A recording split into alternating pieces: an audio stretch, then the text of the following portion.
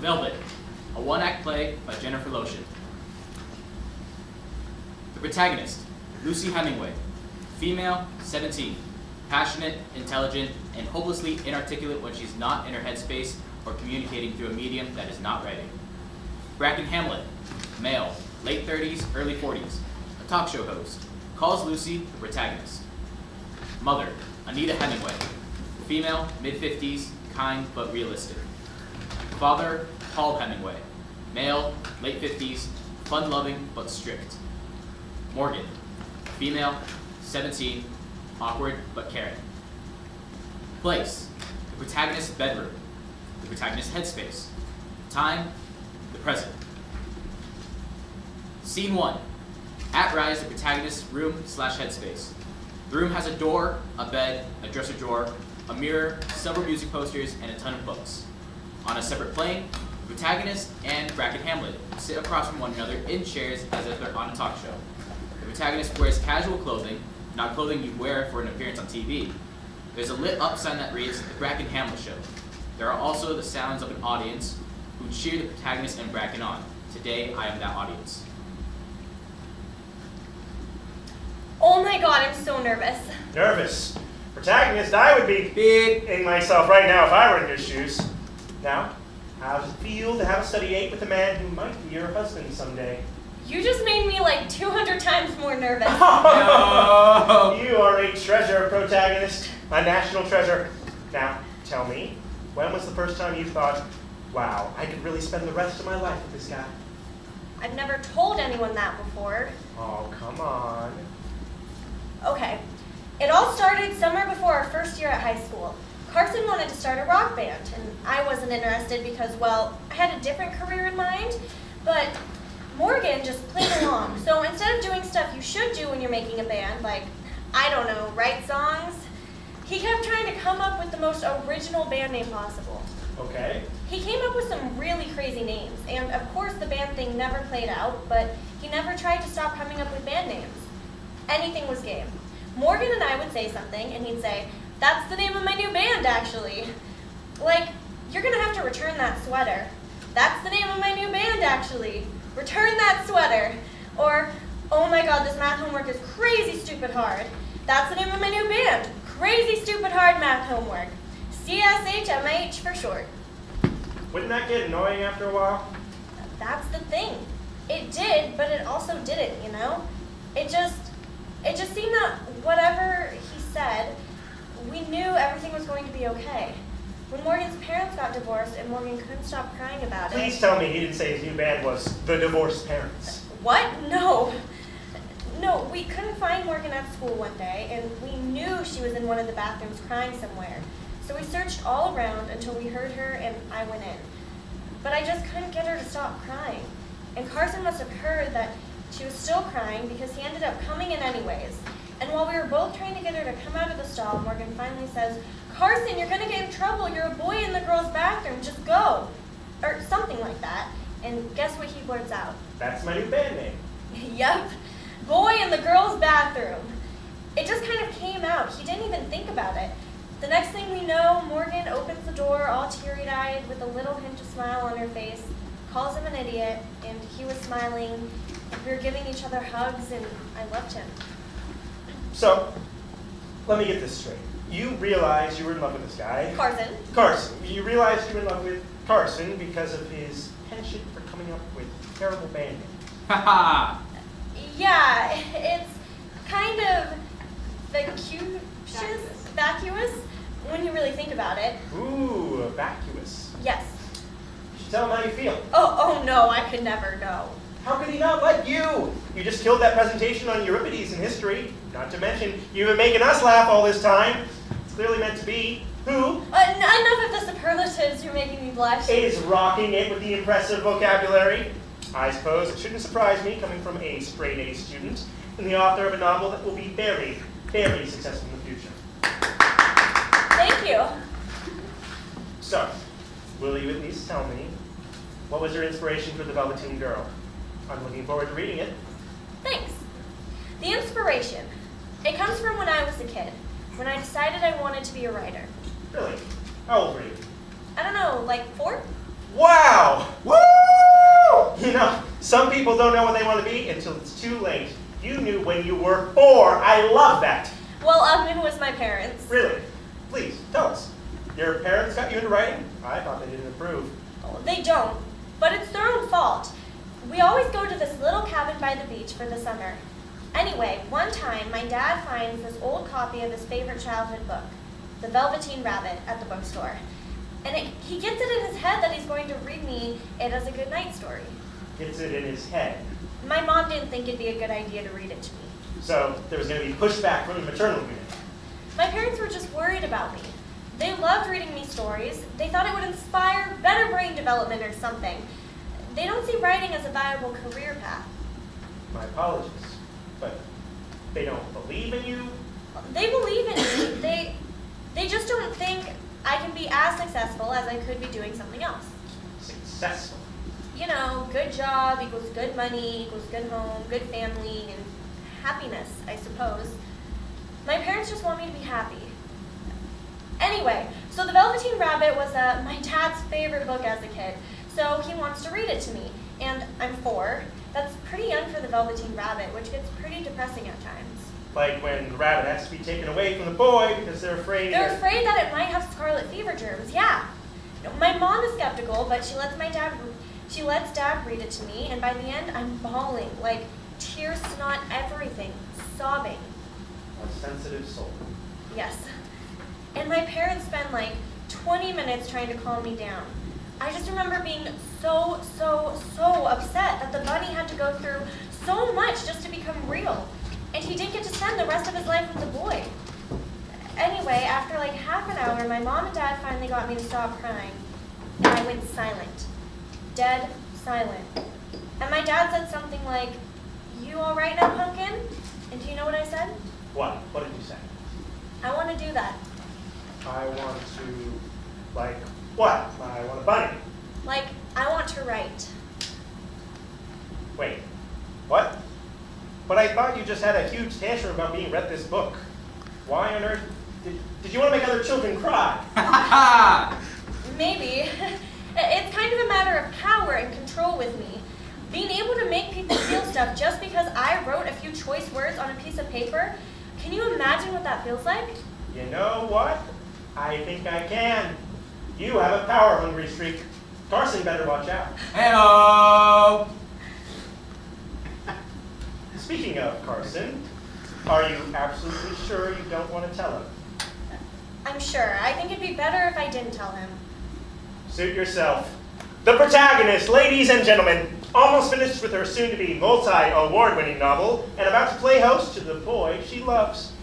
Thank you so much for coming on the show, protagonist. Thank you for having me. Braken takes down the sign and exits. There's a knock on the door.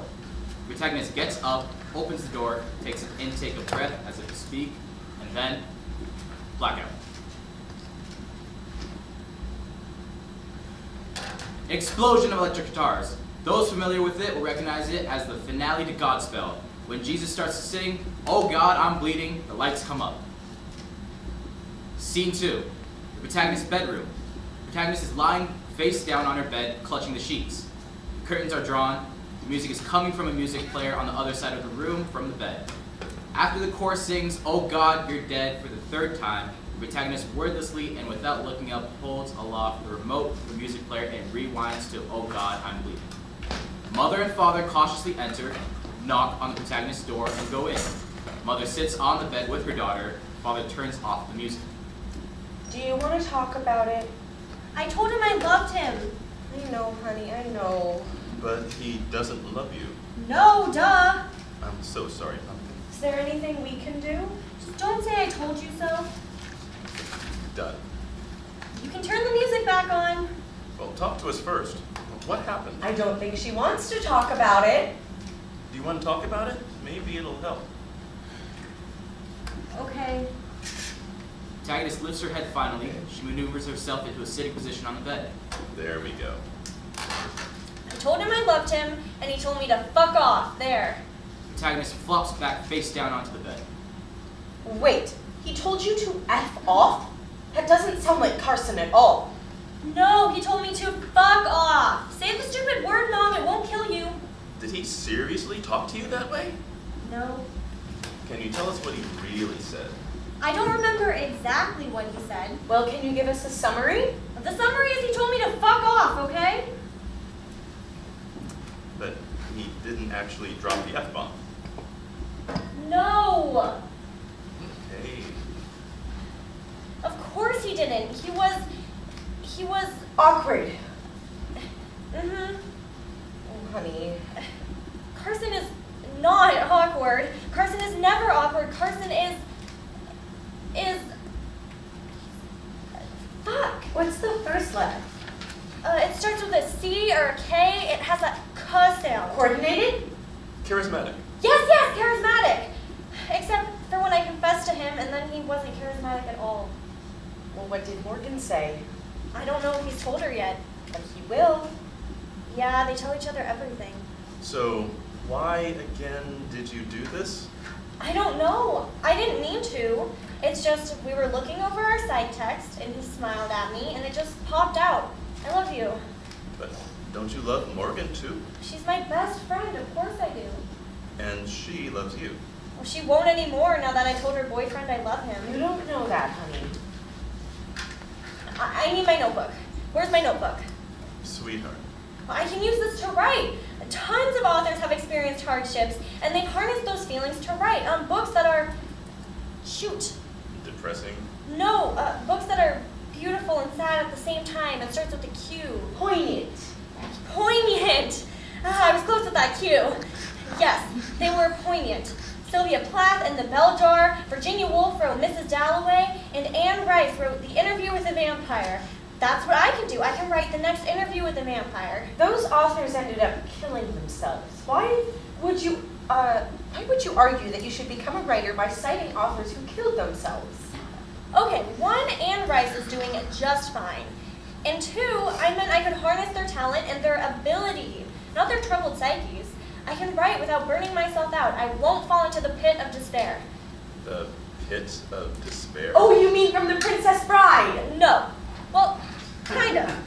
The pit of despair is where everyone who just gave up fall. You know, drug addicts, dropouts, and failures. I just see life as like a really narrow bridge with no... No, Damn what? it. Those things you hold on to keep you from falling, it starts with an R. Railings? Yes, railings! The bridge has no railings, and it's really windy or something, and I didn't really think that part through, because people who aren't careful will fall off and into the pit of despair, where they'll make absolutely nothing of themselves for the rest of their life. They just lie there on their backs, watching everyone above them go about their daily lives, and wishing that they hadn't made that one misstep. So the pit of despair is metaphysical, not real. You're not listening to me. It's very real. Just not in the way I described. Never mind. Just as long as you don't go falling into any pits, real or not real. We need you to stay on top of everything. You're our straight A Alice for a reason, you know. If you're going to call me that, at least have the decency to actually name me Alice, not... Lucy is a pretty name. I don't understand why you hate it so much. It means light. I sound like I'm a bossy-ass bitch who likes to give blockheads shitty psychiatric advice for 5 cents. Please stop using that type of language. Just promise us you'll be okay, honey. Dad, do you remember what you told me when I was a kid? What? You told me I could do anything. I know I can do this. I can make up with Morgan, I can forget Carson, and I can get my book published. We've been over this. If writing a few stories is what it takes to get over Carson, then that's fine. But you know the chances of you making it as a successful writer are ridiculously slim. If we agreed you would try interning at one of the firms we researched. I know I can do this. Along with school? All right, thank you for coming to check up on me. I know what I'm doing. You can go. I highly doubt that. Is that what you really want? Because if it is, we'll go, but we can also stay here with you as long as you like. I'm fine. Honey, we just caught you listening to show tunes in a manner that would suggest you were comparing yourself to a dying Jesus. I wasn't trying to compare myself to Jesus. It was just the, oh God, I'm bleeding, dying, and dead parts that I related to. Yeah, we're not leaving you alone. I'm not 10 anymore. If I ask for privacy, I expect to get it.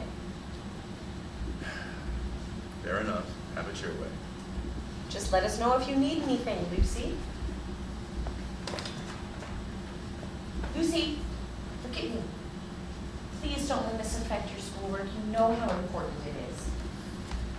Protagonist nods. Mother and father exit. Protagonist pulls open the curtains, sits at her desk, and begins to write in the notebook. After a bit, she stops and buries her face in her hands, and she starts to write again. She stops again. Protagonist leaves her desk, closes the curtains, turns back on Godspell, and buries herself in her bed. Blackout. Scene 3. Protagonist headspace with Braken Hamlet and the protagonist. The Braken Hamlet show, sign is lit. Braken is markedly soberer than his first appearance. So, you did it anyway. Yes. How'd it go? It did go well. Aww. What did he say? He said he was very flattered, but he didn't feel the same way. Then he said he still wanted to be friends, but he hasn't even Well, tried. I hate to say it, protagonist, but what did you expect? What? You told me and everyone else you planned to keep your mouth shut. Why didn't you? It's just, he was there and he was next to me and I thought, I love you. And the next thing I knew, I was saying, I love you. What's that? Oh, information our journalists have dug up. It says here that Carson has been in a happy relationship with your best friend for a few years now. Now, I ask again, what did you expect to come out of this confession? That you two would go skip around in a field of flowers somewhere? Well, no. I wasn't thinking. Oh, really? I don't You know. weren't thinking about Morgan at all, were you? Ooh. I wasn't thinking about anything. I'll say, what kind of friend are you? You confess to him and you don't even think about her. No, it's... Tell me about Morgan. What? Tell me about Morgan. Tell me what kind of person she is.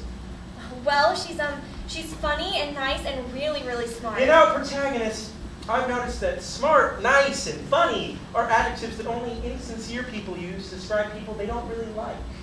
Insincere? Wait, I can think of a better word. Morgan is, she's... How would you describe... She's Morgan.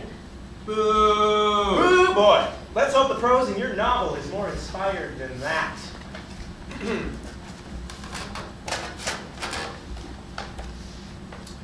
Nope. Seriously, the water ran down her face like hot tears. Jesus Christ, girl. Boo. It sounded really great in my head. Protagonist, I think I'm beginning to see you for who you really are. A shallow, talentless, wannabe homewrecker. Boo.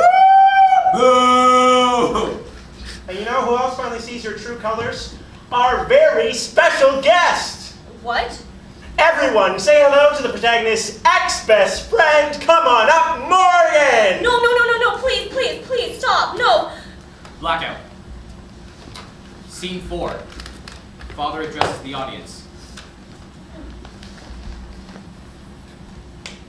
We've always expected greatness from Lucy, but we could tell from a very young age that she was ambitious.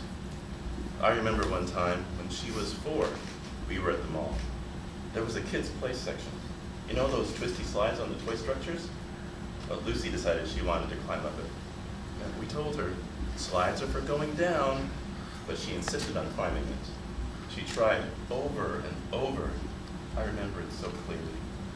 She first tried running up it, then she tried crawling up on all 4s. She simply couldn't do it. Anita, my wife, and I tried to help her by pushing her up, but she kept saying, no, I want to do it all by myself. So we watched. At first it was cute, but after a while I started to get a little sad and kind of ticked off. Didn't Lucy know that there are some things you just can't accomplish? We eventually dragged her away, kicking and screaming, and went to buy some clothes. But we turned our back on her for 1 minute, and she disappeared. We panicked for a few moments. She had always been such an obedient kid. But then Anita smiled and led me back to the kids' corner, and there was Lucy, still trying to get up the slide, and failing. She was the only one left on the structure. I could see the beginning of tears in her eyes. She was so frustrated. We scolded her and told her that when she was bigger, she could run up the slide. And then she cried. Lucy cried a lot as a kid. Ever since then, I've tried to help Lucy make it to the top of the slide. I've pushed her. Lucy is not going to fall into the pit of despair. She is going to be successful. She will get into Stanford. She will get her MBA. I know I may seem a bit cruel, but who doesn't want their kid to be the best they can possibly be? I don't see anything wrong with that. Blackout. Scene 5. The protagonist's bedroom. It's messier than before. The protagonist is sitting with her laptop, typing in what she's written in a notebook. There's a knock on the door.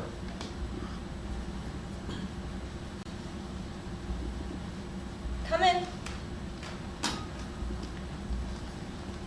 Who was at the door? Morgan? She usually does. What are you working on? Oh, this? It's something I've been working on for the past couple months, a book I've been writing. Yeah, you told me you were writing a book. Oh, right, I guess it never came up. What's it about? It's kind of based on the Velveteen Rabbit. It's about a girl who, well, it's really complicated, but she becomes a toy, and her character arc is deciding whether or not it's worth it for her to become human again, if she can. Yeah, That sounds interesting. thanks. I'm going to send it to an agent sometime, with a query letter and everything. What's a query letter? It's a letter selling your book to the agent. It includes your contact information, a summary of the book, stuff like that. Pretty much if the agent doesn't like your cover letter, they won't even look at the book at all. Wow, rough. Yeah. Would you like to read it? I didn't mean for it to be a secret. My handwriting sucks. You're better off reading it from my laptop. She offers the laptop to Morgan. Morgan doesn't take it. Oh, okay. I'd really love to know what you think of it. Mom and Dad never read what I write, and I've never... I didn't come here to read your book. I came here to... No, you're not listening to me. You didn't let me finish. I've never submitted it to an agent before, and I would really appreciate I'd like it to know if you... You like Carson. Yeah. For a pretty long time now. I know. Wait, what? I know you like Carson. You knew before? I suspected. You started acting weird around him. You laughed at his jokes too hard. No, I didn't. I think I hid it pretty well considering. I suffered in silence. Lucy. What? No. No? No. Fuck. Well, this is embarrassing. Yeah. Did Carson know? Now he does. You know him. He's too into his schoolwork and college apps and stuff like that. It's not like he had his feelers out. Feelers Out. That's the name of my new band. Is there anything you'd like to say to me? Well, I guess you know my little secret now, so... No? Oh. Okay. I mean, what do you think? I'm supposed to apologize to you? Yeah. Are you not going to do that? No? Are you serious? I was taught to never apologize for how I feel. This is how I feel. Oh my god. I cannot do this. What? Wait, Morgan! What? Can we please just get to the part where you get mad at me? Because we can't get to the forgiveness part if we don't get to the mad part. How can we get to the forgiveness part if you don't apologize? I haven't heard from you or Carson in weeks. Half of our friends aren't talking to me, and the other half... Ashley called me a slut yesterday. This is killing me. Can we please just be adults about this? Lucy. Or we can be children. I'm fine with that. Pull my hair, throw a temper tantrum, or something. Anything but this fucking silent treatment. It's driving me insane. Please, I'm so lonely. Why won't you yell at me? Look, I'm sorry about the silent treatment. I didn't mean to do that. I just needed time to decide what to say to you. I shouldn't have come here. I thought I was ready to talk to you, but I'm not. I'm leaving. Don't follow me.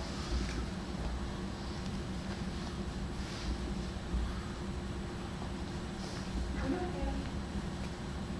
What? Are you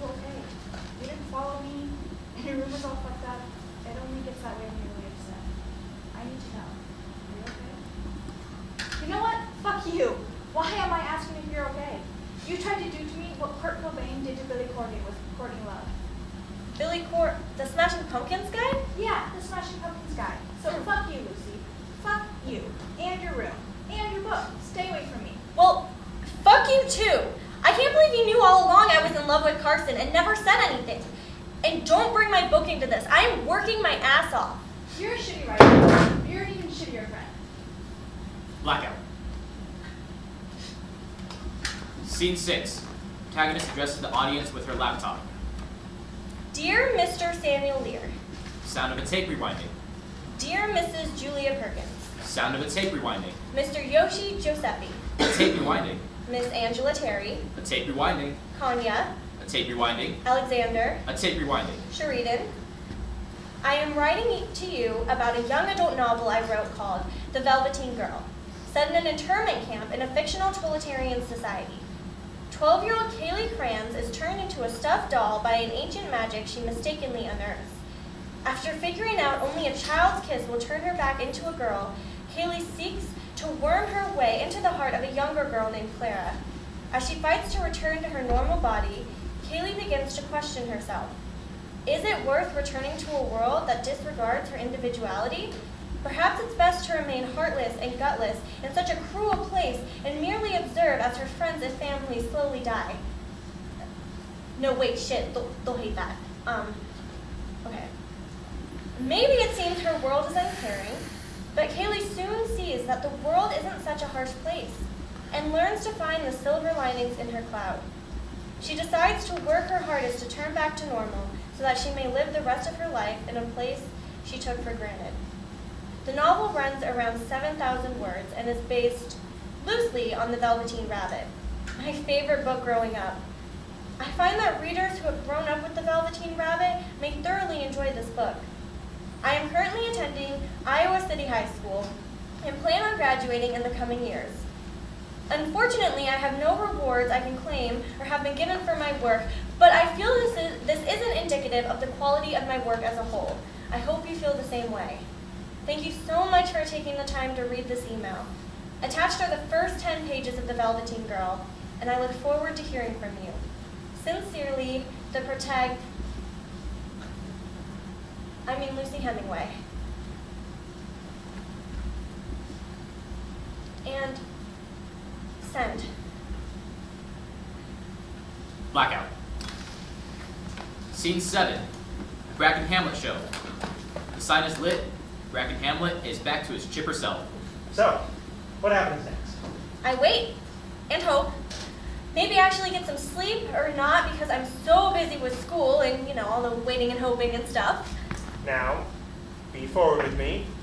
What are the chances an agent will pick up your book? I mean, you're not even out of high school. I know I can do this. I've done everything in my life right up until now. I've been subservient, I've done my homework. What does that have to do with getting The Velveteen Girl published? It's a karma thing. It just is. I've never done anything that would really tarnish my reputation. Except the thing with Carson. What? Except the thing with Carson. That probably soiled your sterling reputation, at least with friends. Boo! No! Have you hung out with Morgan lately? Of course not. We're not talking. She's still really pissed. I think.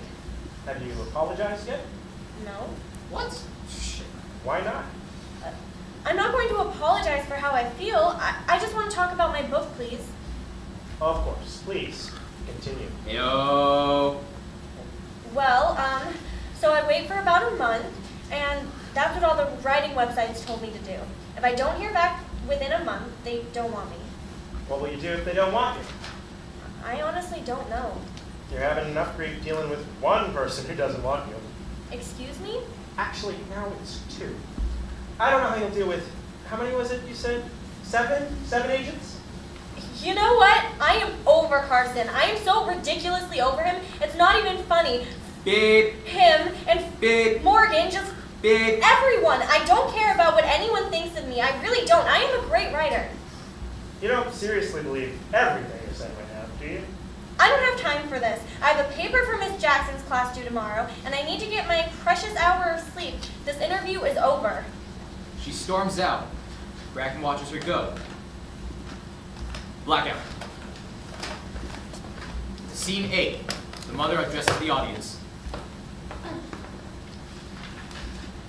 My daughter's always done well in school. I think she did well at first because she liked school, but now she does well for us. I know when that started. Up until the 4th grade, Lucy's teachers would allow second chances with homework. If you got an answer wrong, the teacher would circle it in red pen.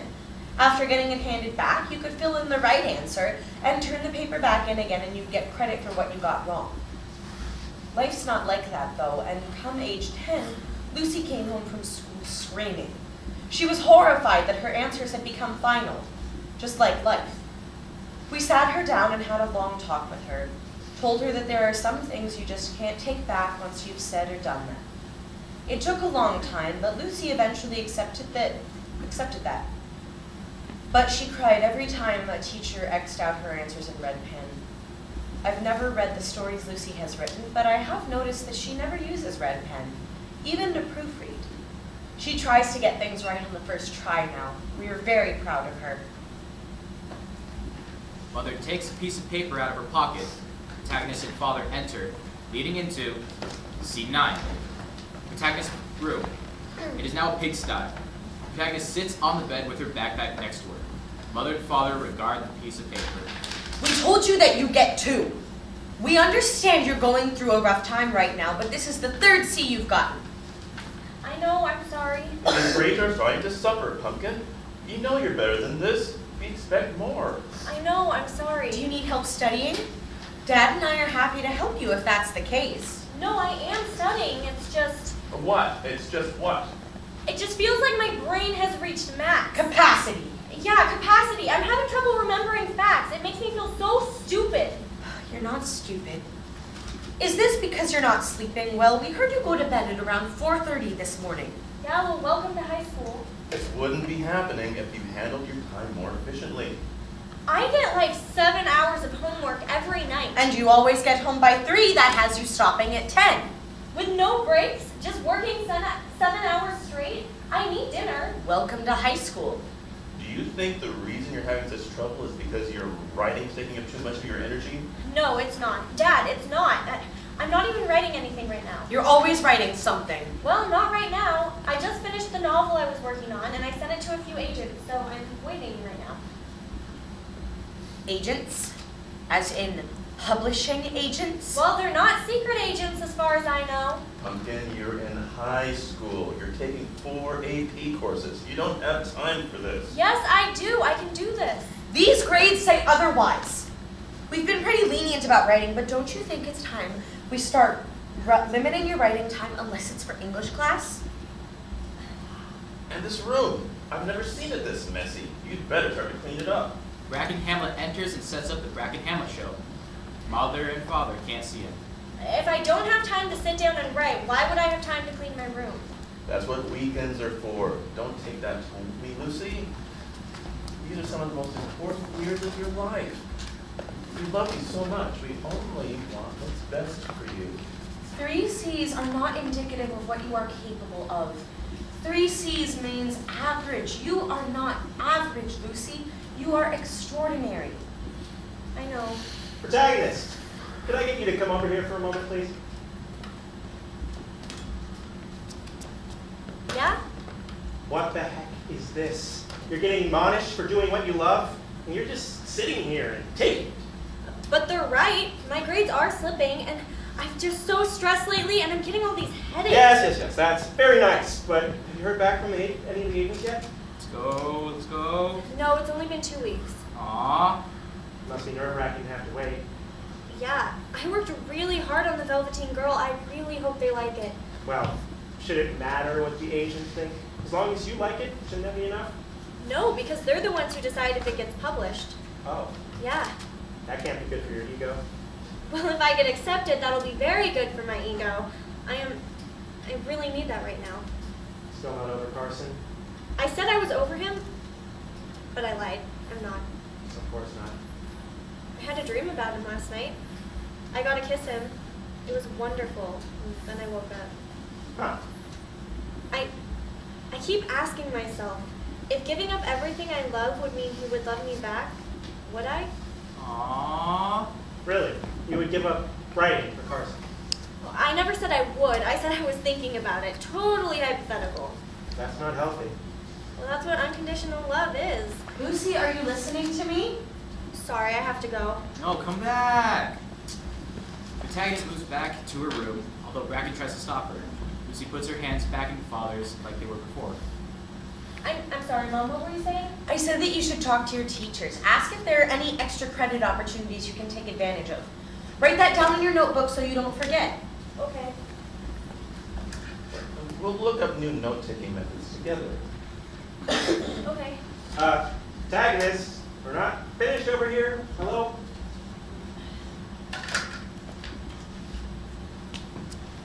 That's better. Now, protagonist, do you know why I call you the protagonist? Why?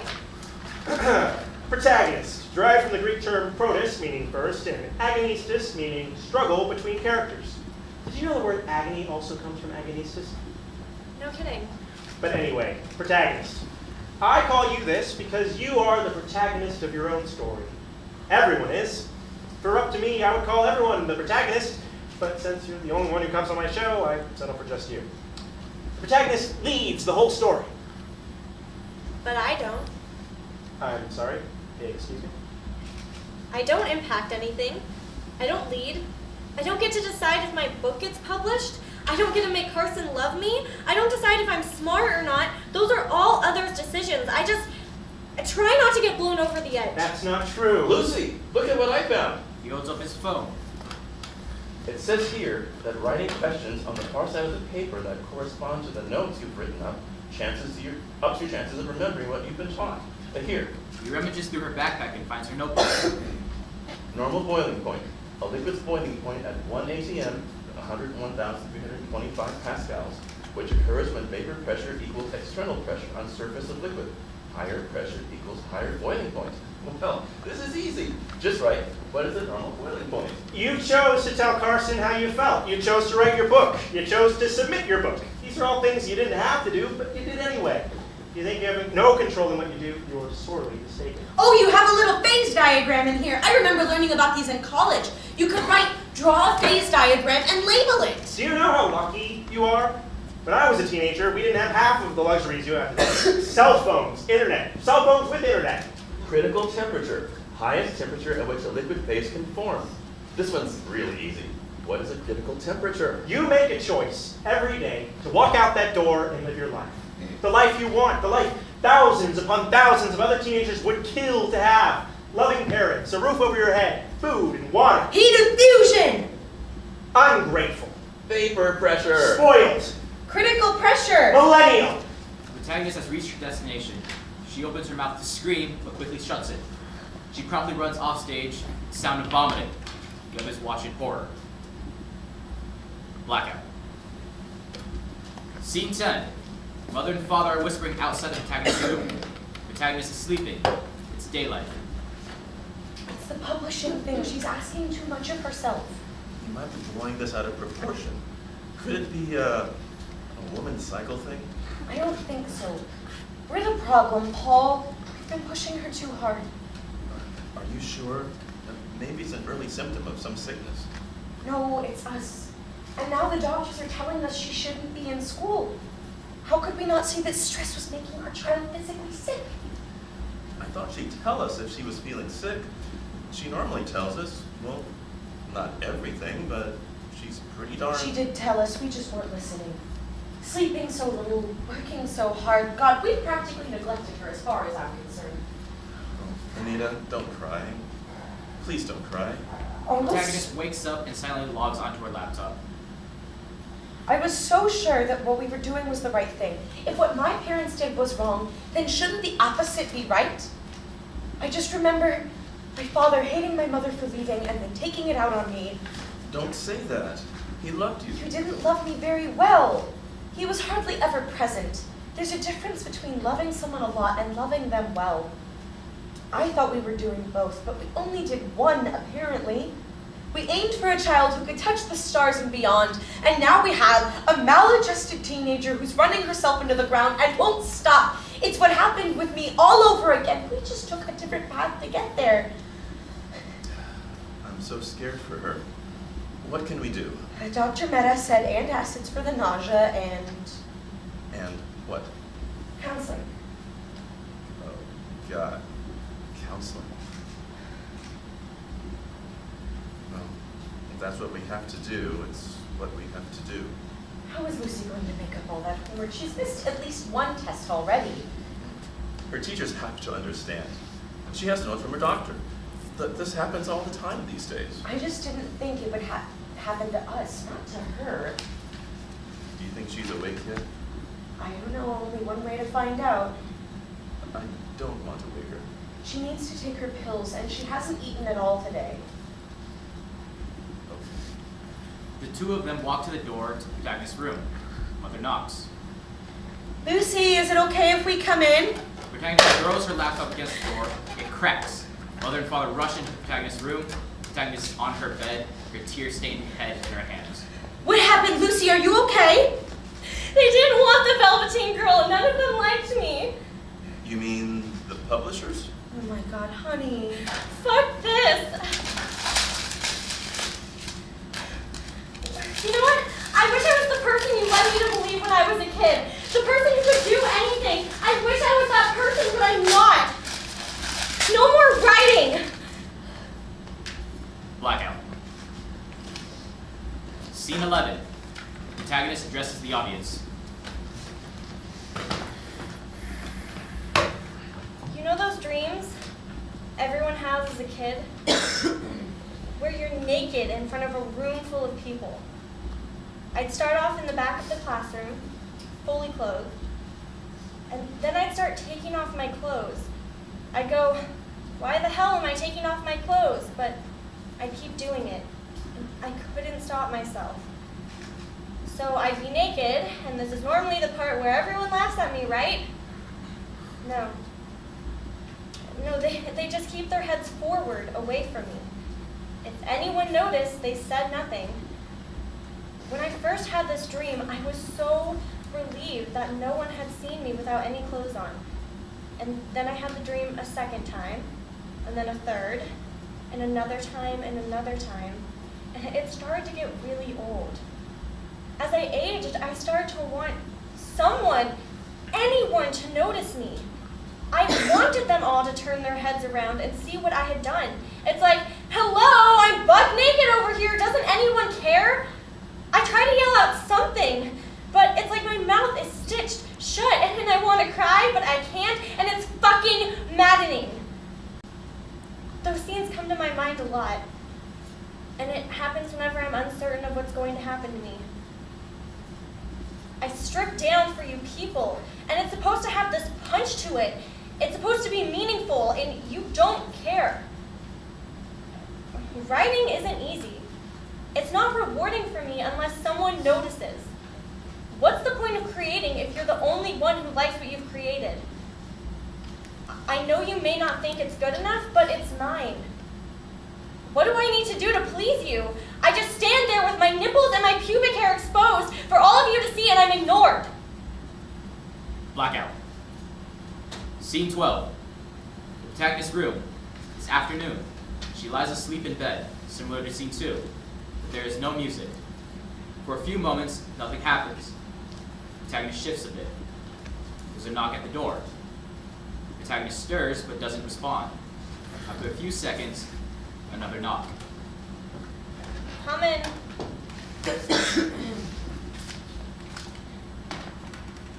Hey. Okay, He's really worried about you. I am aware. So did Mom. Also aware. I haven't seen you at school for like 2 weeks. I just want to start to ask about you. Is he here too? No. His grandma had a stroke. He and his family flew out to Boston to be with her yesterday.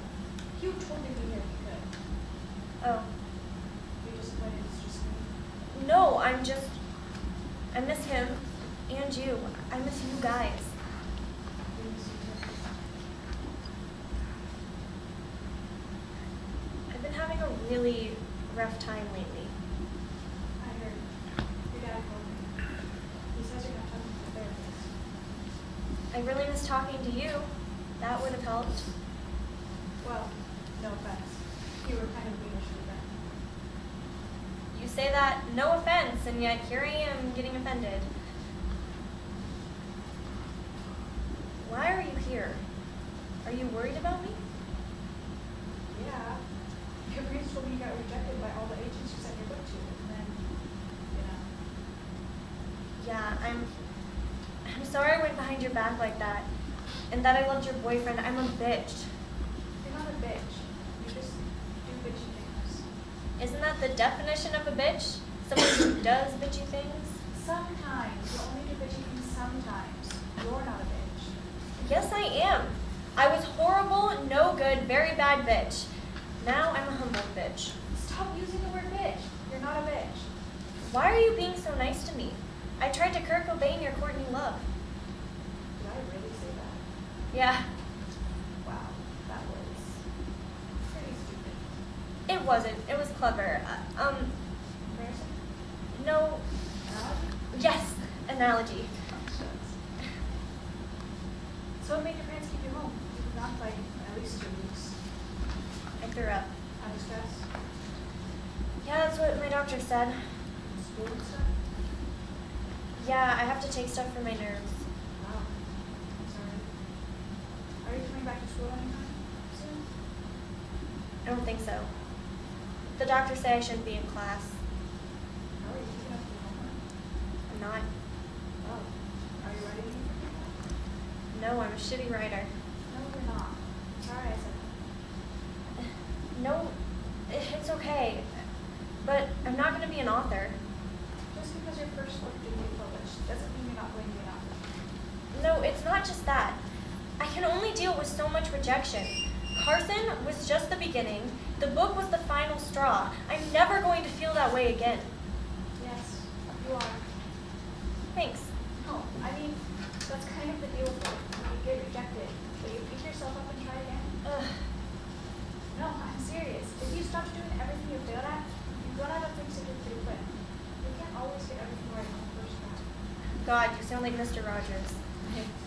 Mr. Robbie was a great guy. Ugh, you're right. You're so right. I don't want to be like most people. This isn't most people. This is all people. You don't know that. You don't know all people. This room doesn't have enough light in it and it's bothering me. Can I pull the blinds? She goes to lift the blinds. Don't change the subject just because you don't have a response. I'm not. It's just really dark in here. How do you live like that? I sleep. You should try it. It's great. I wish. I have an essay due tomorrow that I've procrastinated on for like a week. Oh my God, Morgan, why? Because there's more to life than school, and I have better things to do, and I hate English class so much. I just don't care anymore. You should try it down here, in the pit of despair. It's awesome. What? I told you about the pit of despair, right? Yeah, but I thought the pit of despair was a place you couldn't get out of. It is. I'm there. No, you're not. I am. And it's a lot nicer than I thought it would be. I can finally just lie back and look at the stars. Figuratively, I mean. Stop that. Does that mean you'll just be in bed for the rest of your life? No, not literally. So just figuratively. Does this mean you're dropping out of school? Probably. I don't want to go back. Ever? Not right now, at least. Does this mean we won't graduate together? Probably not. Okay. That really sucks. Morgan, It does. I'm just stating what I feel. would you rather I live in misery and Well, no, it's something Asian, trepidation. In trepidation?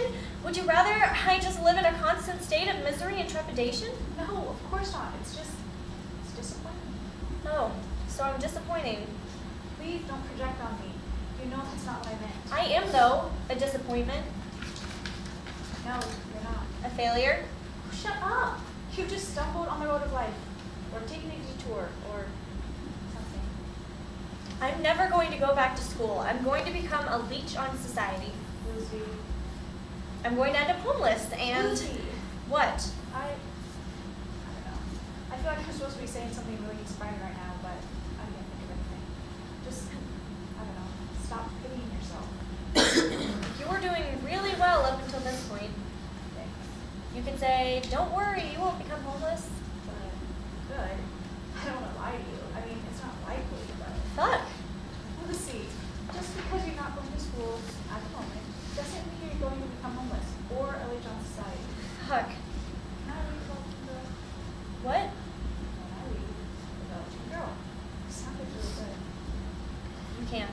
I wrecked my laptop and notebook. It's gone. It was really shitty anyways. Didn't you send it to the agents? I sent the first 10 pages. That'd be enough. Maureen gets out her phone and opposite to the protagonist. Log into your email and go to your sent folder. I bet you can do that, and I'll read it. Right now? Is that okay? No, it sucks. It's not any good. That would be so. Not in those exact words, but What exactly did they say? some of them thanked me for submitting my story, but said it wasn't a good fit or that it didn't, Did what? shit, something their interest stir, something like that. Arouse? Yeah, arouse. It didn't arouse their interest. What else did they say? Oh, you know, please keep writing. Wait a few years and try again. Stuff like that, but they're supposed to say that. I don't think so. I mean, you're a stranger. They don't know you jack shit. They were just being nice. They didn't have to. Listen, I have to go home with my son. Promise me you'll send me a can of the lunch girl. Okay, Are you okay? I will be.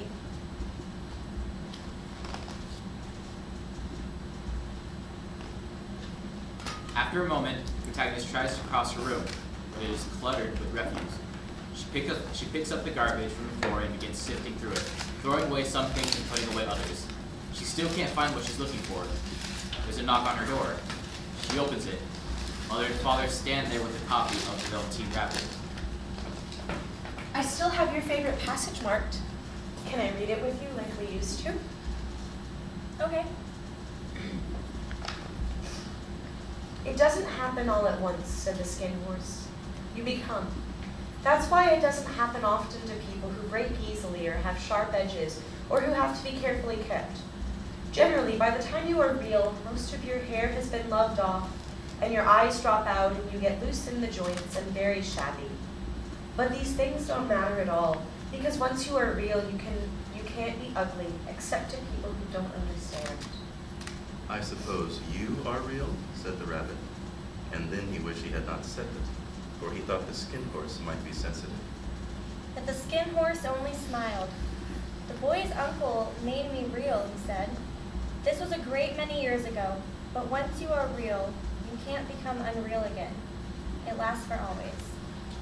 Mother and father continue to mouth the words to the Velveteen Rabbit, and no sounds come out. Braken Hamlet enters. Protagonist, you plan on ever going back to school? Ever gonna write again? Are you over? I don't know. Braken shakes his head. He exits. The protagonist continues to read with her parents. Blackout. End of play.